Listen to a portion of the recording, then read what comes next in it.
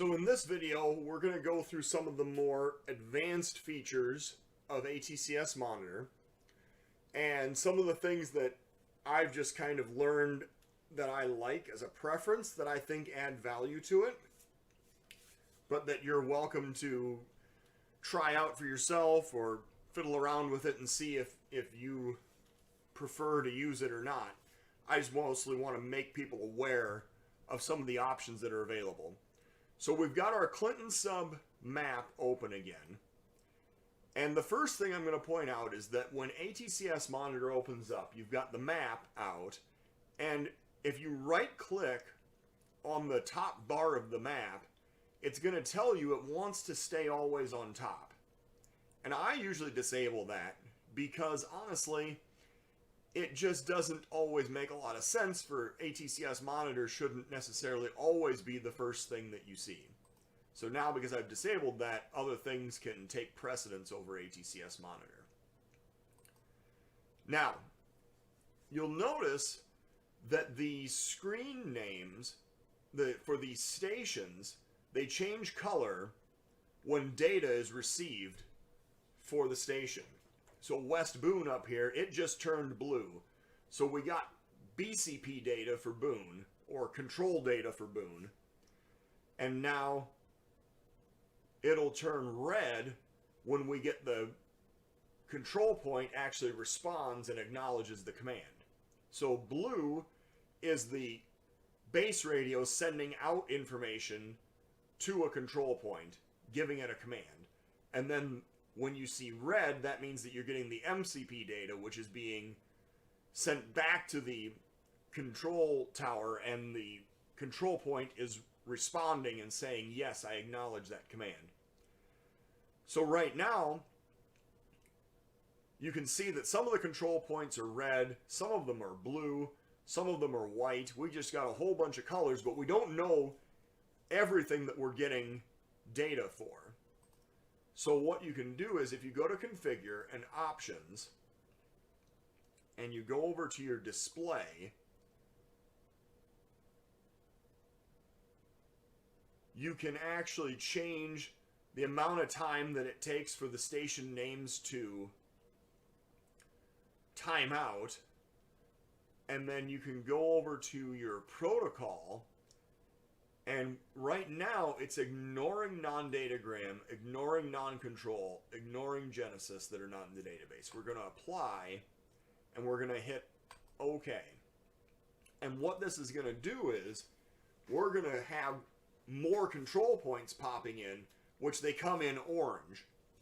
That just means that the control point is talking. It doesn't mean that there's any commands being issued or responded to. So now we have a clearer picture of everything that we're actually receiving. We can see that we're getting information from West Boone all the way to Loudon and Grand Mountain. I don't know why Calmus isn't coming in, but apparently it's not. So it's possible that Grand Mountain server might need to be restarted. But the point being is that when you do this, it gives you a complete picture of all the control points that are being monitored. There, Calmus popped in now. So now you can see there's 180 miles of railroad that's being monitored here off of these 5 servers. With the trains that we're seeing, the red is a occupied block. So it's showing us that there's a train across the control point at Tama. And this guy is apparently moving east because he's lined up to go east at Belle Plaine and Blairstown and Watkins, but he's not lined up yet at Fairfax. We can also see that we have a train over here approaching Beverly, and he's lined up to the west at Beverly and Fairfax, and he's apparently going to continue proceeding west, going that direction. So the red shows you where the trains are. The green shows you which way they're lined up. And then if we look over here at West Boone, we can actually see a switch that's reversed. These are the 3 pieces of information that ATCS Monitor gives you. It gives you switch positions, locations of trains, and then which direction that they're lined up. So in this case, we can see that we have a train that's actually on the yard lead at Boone, and he's lined from the yard out to the main line. So the final thing that I'm going to point out here is with the blurry station names. Because of the way that Windows is set up, and this is true for Windows 7 and Windows 8 and Windows 10, these station names will pop in blurry when they change colors.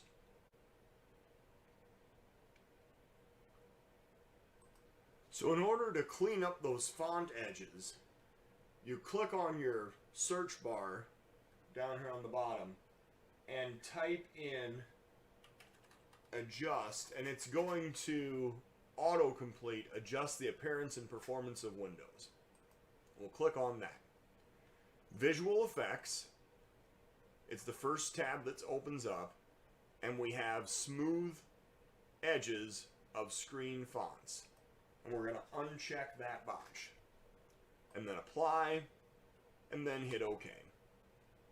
And now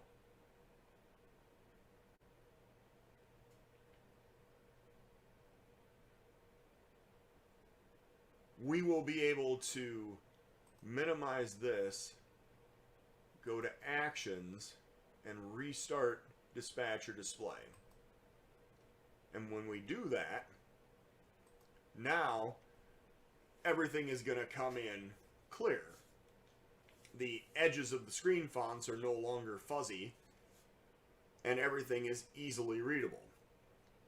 The other thing that I would point out is that sometimes when you go to open a layout, the dispatcher display does not always come up immediately. And if that's the case, you go to View and you hit Dispatcher Display, and that will pull up the display. In this case, I just turned it off, and now I'm going to turn it back on. Now, within the dispatcher display, you can use page up and page down to zoom in and zoom out. In this case, I am zoomed way in on part of the Clinton sub. I just hit page up. Now I'm going to hit page down and zoom out on the Clinton sub.